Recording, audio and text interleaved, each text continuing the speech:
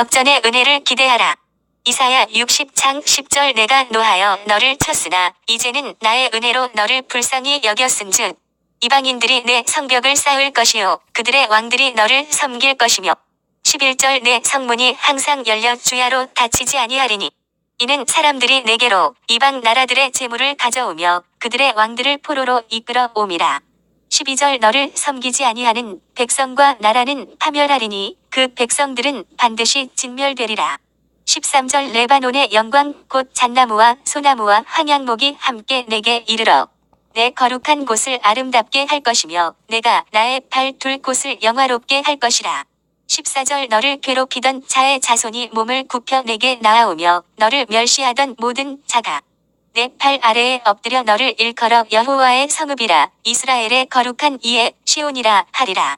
올림픽 운동 경기를 보다 보면 짜릿한 역전승의 쾌감이 있다. 우리의 삶, 우리의 신앙생활에도 역전이 있다. 역전에 하나님이 계신다. 성경 속에도 많은 역전의 이야기가 있다. 대표적인 것이 예수님의 십자가의 죽음과 무덤에서의 부활 사건이다. 이 땅에서 호화롭게 지내던 부자와 그의 대문 앞에 버려진 제 부자의 상에서 떨어지는 것으로 줄인 배를 채우던 나사로가 있었다. 그러나 죽음 이후에 아브라함의 품에 안긴 나사로와 음부에서 불꽃 가운데 고통하는 부자 이야기가 있다.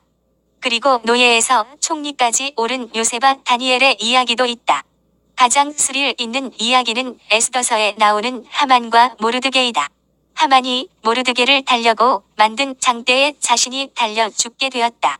지금 줄인 자는 배부름을 얻을 것이며 지금 우는 자는 웃을 것이라는 말씀이 있다. 현재의 고난은 잠깐이지만 장차 얻은 영광은 영원하다는 말씀도 있다. 한마디로 역전의 은혜가 있다는 것이다. 오늘 보게 되는 이사야서는 구약 속의 신약이라고 불리우는 이사야 40장부터 66장 중에서도 극히 일부분으로서 장차 이루어질 이스라엘의 영광스러운 회복을 보여주고 있다. 이렇게 장차 이루어질 성경의 예언적인 부분을 보게 될 때 기억해야 할 것이 있다. 그것은 성경의 예언은 대부분 그 예언이 선포되는 동시대에 그 시대에 이루어질 것을 말한다. 또한 후대 역사의 한 시기에 있을 어떤 사건에 대한 내용이기도 하다. 더 나아가 역사 전체에 걸쳐 반복되는 동일한 사건에 대해서도 예언하는 내용이기도 하다. 이렇게 한 예언 또는 한 구절의 말씀은 여러 내용을 함축적으로 포함하기도 한다. 예를 들어 요한계시록 2장과 3장에 기록된 아시아 지역의 서, 버, 두, 사, 빌, 라.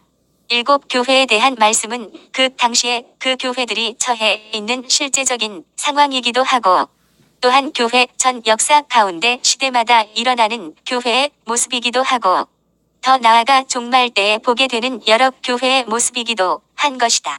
이사야가 이사야서를 기록할 당시와 마찬가지로 예언의 말씀도 1차적으로는 선민 이스라엘의 바벨론 포로 귀환과 예루살렘의 재건과 번영을 보여줄 뿐만 아니라 궁극적으로 메시아 예수 그리스도의 초림으로 말미암아 탄생할 신약 교회의 영광된 모습과 더 나아가 세상 끝날 예수 그리스도의 재림으로 인해 결정적으로 도래할 영광스런 천국의 모습에 대해 예언하고 있다. 이사야서를 기록한 이사야 선지자가 활동할 당시는 북왕국 이스라엘이 아수르에 의해 멸망당하고 남유다마저 히스기야 왕이 다스리던 시대의 아수르 왕 사네립의 침공으로 인해 나라가 위기 가운데 있었다.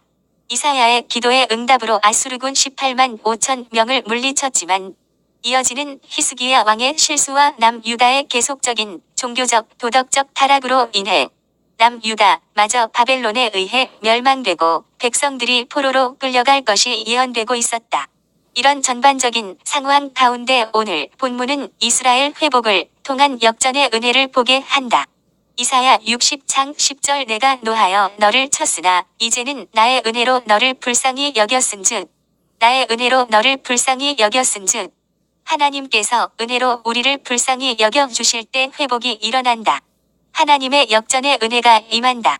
수고하고 노력은 하지만 그것만으로 회복되는 것이 아니다. 살면서 나름대로 노력하고 애쓰지 않는 사람이 있는가? 그러나 궁극적으로 하나님의 은혜가 있어야 한다. 언제 하나님께서 우리에게 은혜를 베푸시는가?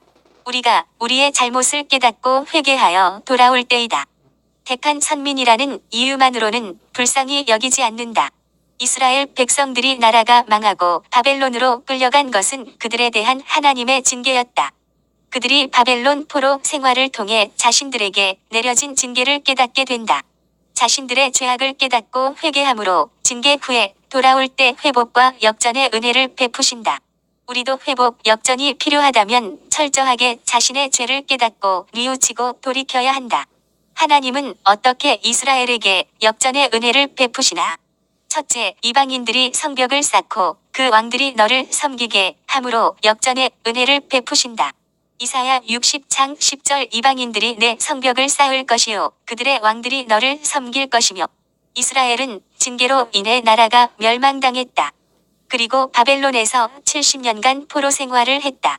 이들이 돌아와서 가장 먼저 한 일은 성전 재건과 성벽을 쌓는 일이었다.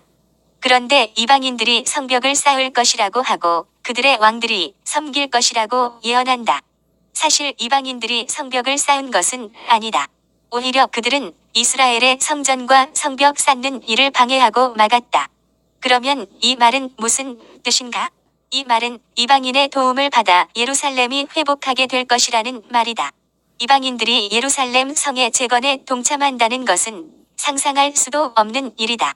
이전에 그 성을 파괴했던 장본인들이 이제 재건에 동참한다는 것은 하나님이 역사가 아니고는 있을 수 없는 일이다.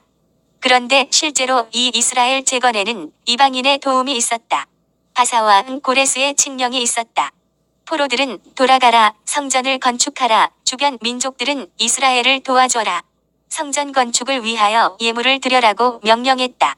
에스라 1장 3절 이스라엘의 하나님은 참 신이시라. 너희 중에 그의 백성 된 자는 다 유다 예루살렘으로 올라가서 이스라엘의 하나님 여호와의 성전을 건축하라.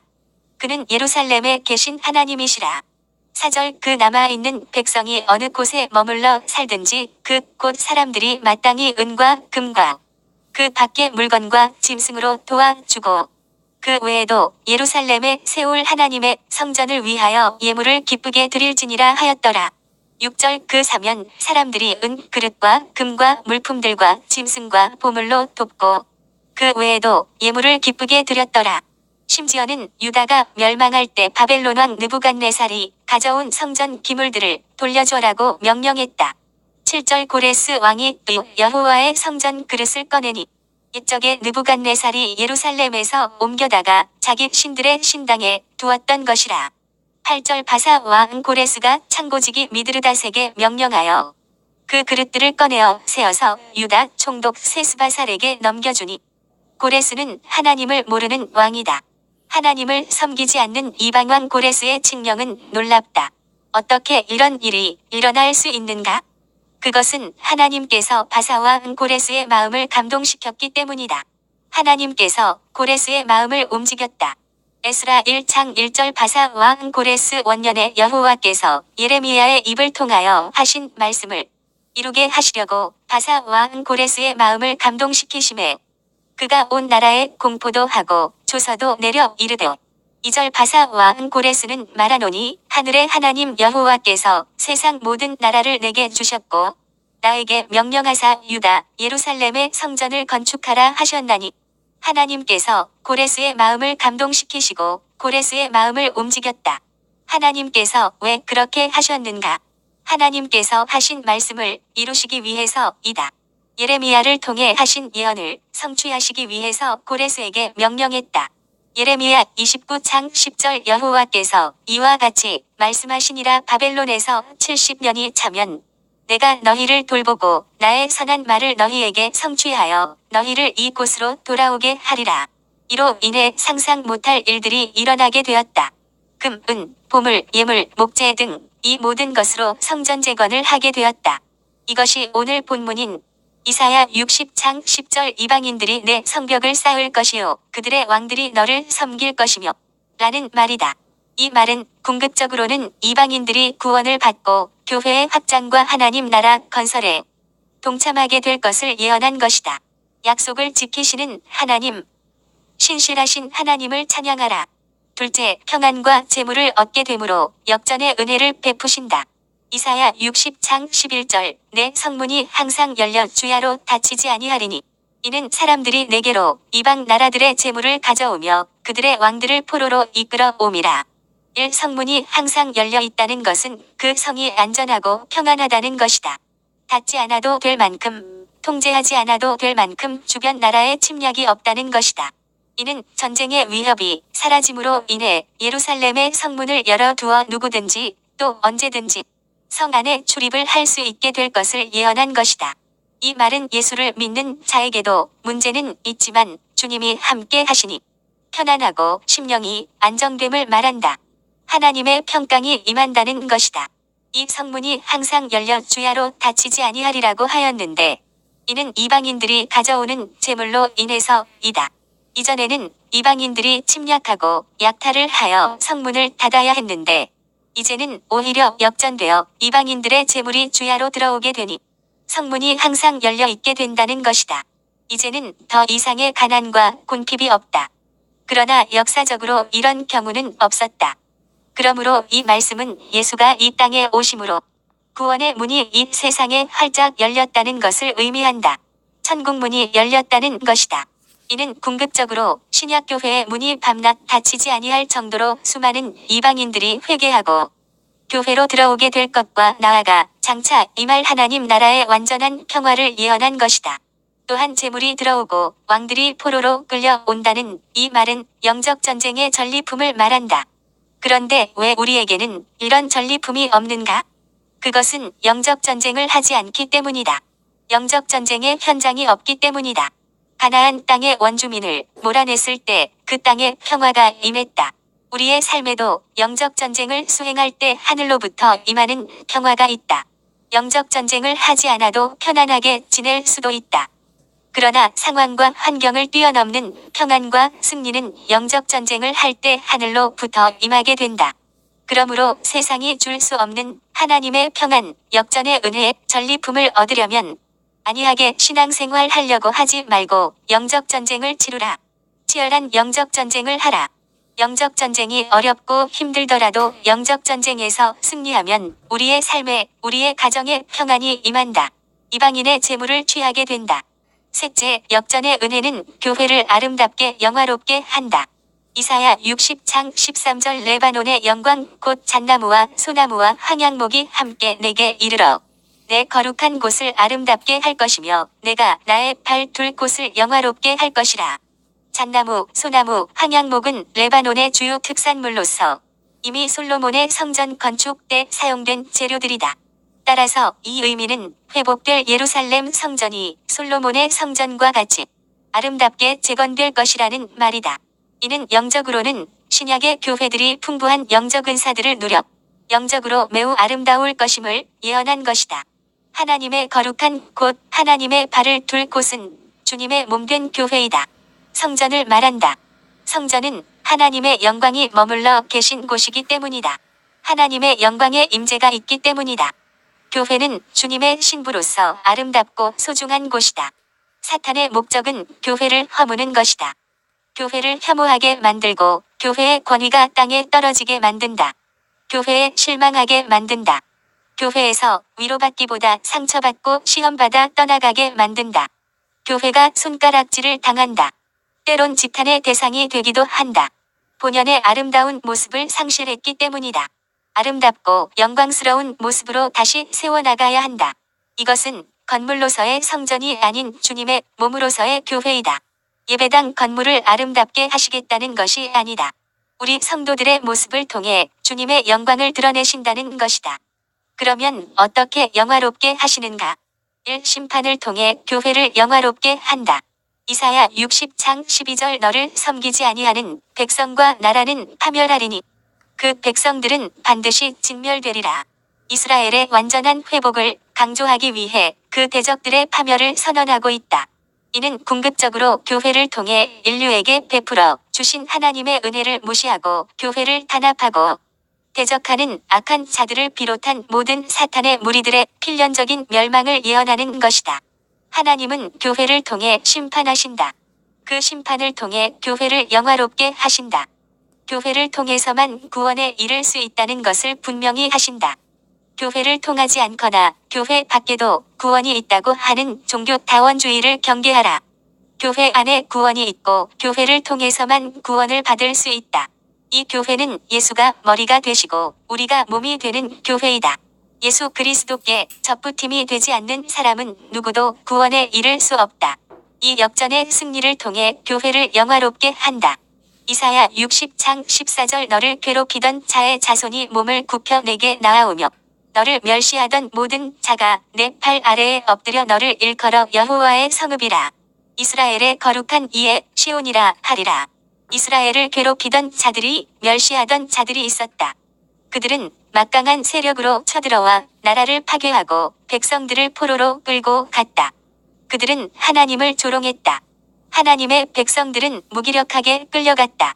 하나님의 백성이 끌려가도 어쩌지 못하는 무력한 하나님처럼 보였다. 그러나 이제는 그들의 후손이 하나님을 인정하고 경배하게 될 것이다. 교회는 세상에서 멸시당하고 핍박받아 왔다. 망할 것 같고 사라질 것 같았다. 그러나 그로 인해 비록 교회 건물은 사라질지라도 몸된 교회는 사라지지 않는다. 억압과 박해 속에서도 교회는 살아남는다. 북한에도 30만 지하교인이 있다고 한다. 중국의 문화혁명, 공산화 당시 탄압으로 인해 430만이던 성도가 지금은 1억 5천이라고 한다. 교회 문은 닫을 수 있으나 몸된 교회는 소멸되지 않는다. 역사적으로 바벨론 포로 이후 그 어떤 나라도 이스라엘에게 복종하는 나라가 없었다. 따라서 이 말씀은 육적 이스라엘이 아니라 영적 이스라엘인 교회가 누릴 영광스러운 상태를 보여주는 것이다.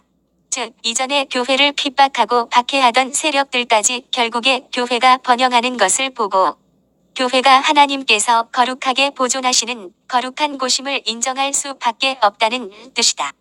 교회를 괴롭히는 세력은 시대마다 있어 왔지만 그 세력들은 결국 멸망하고 교회는 영원까지 보존될 것이다.